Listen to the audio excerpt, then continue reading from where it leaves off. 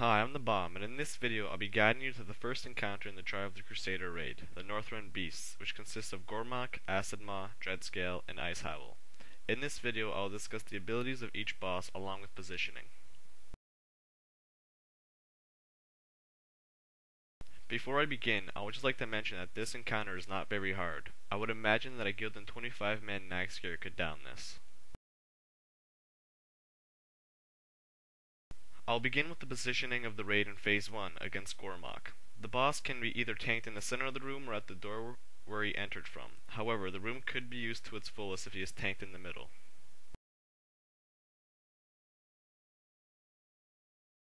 Melee will of course place themselves behind or beside the boss, while paying attention to any fires that spawn near them. Casters and healers should stay spread out in a circle using the points on the star as a guide. Make sure you are at least 15 yards away from the boss.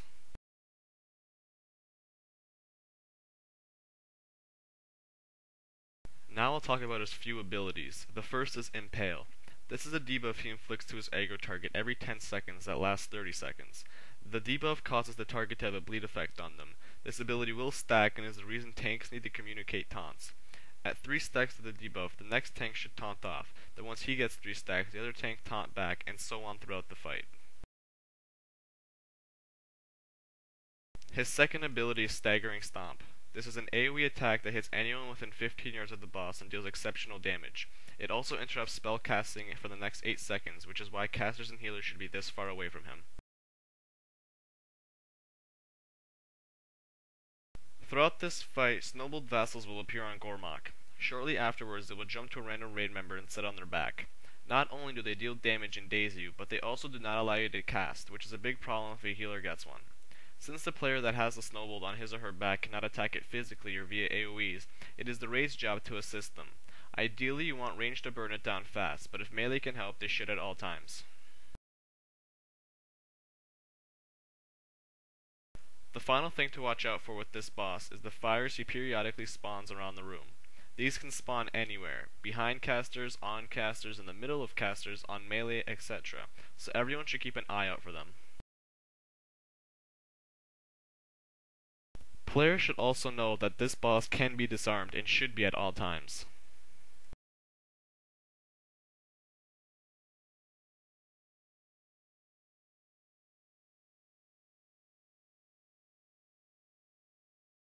Immediately after Jormungars' defeat, the next bosses will enter, Acidmaw and Dreadscale.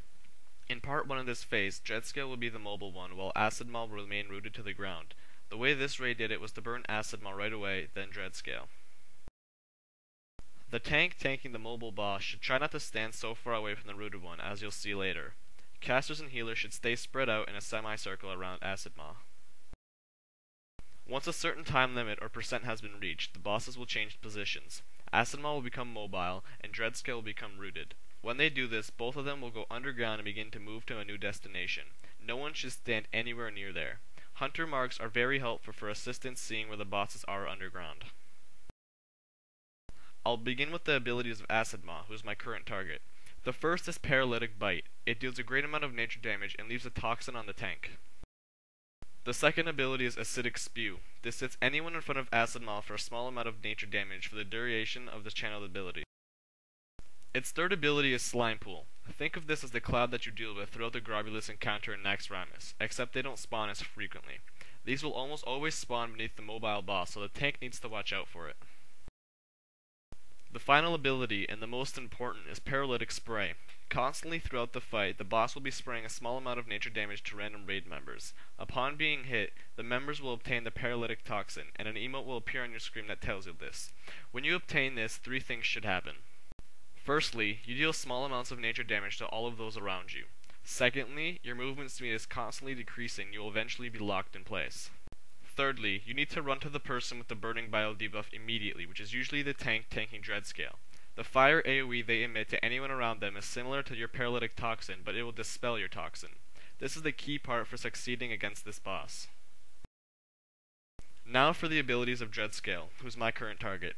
The first is Burning Bite, which deals an exceptional amount of fire damage to the aggro target and leaves the Burning Bile debuff on them. As mentioned, anyone near them will be hit with small amounts of fire damage every second. This also deals damage to the inflicted player, so healers need to be aware of this. This debuff lasts for 60 seconds. The second ability is Burning Spray. It deals fire damage as well as leaves the Burning Bile debuff on usually the target in front of the boss and perhaps an additional raid member. The third ability is Fire Spit. This will target a random raid member and hit them for fire damage. The fire damage is at maximum 12,000. Dreadscale's final ability is Molten Spew. This is similar to Acidmaw's Acidic Spray in that it hits anyone in front of the boss for about 16,000 fire damage every second.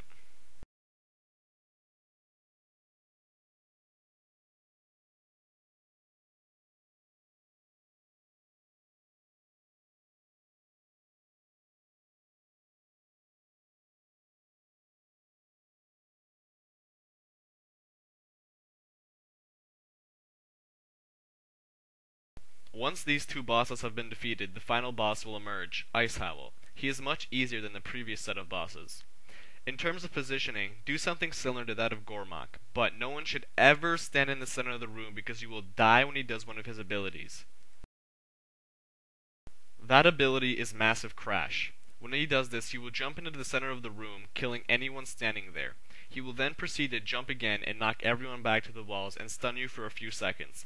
At this point, he will glare at someone and provide an emote for the whole raid to see. If you see your name on that emote or the name of someone beside you, you need to get ready to run. The second your stun wears off, you will obtain a boost in your movement speed for a short time. This needs to be used effectively because Ice Howl will jump back, then begin to charge in the direction of the person he glared at.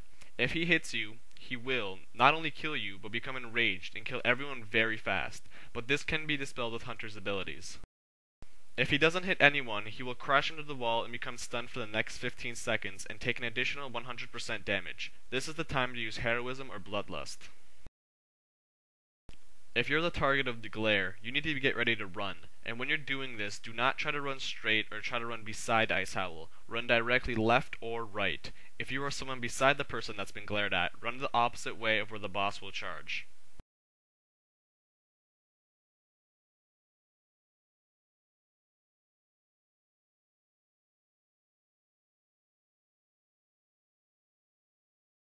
His second ability is Arctic Breath. When he does this, he usually turns around and begins to hit a couple members of the raid for the next 5 seconds with a ton of frost damage, up to 30,000 and 25 men. Healers need to heal those who are being hit fast.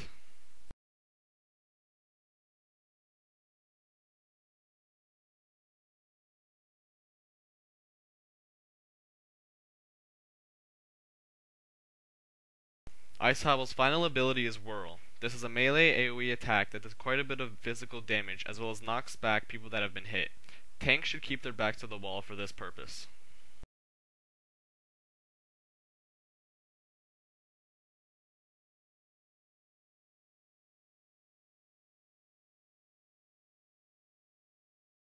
At this time, I'd like to thank you for watching and wish you luck on your encounter. If you have any questions regarding this boss or any other, feel free to ask since I have not posted a video for it yet.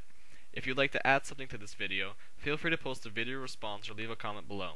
Thanks and see you next time.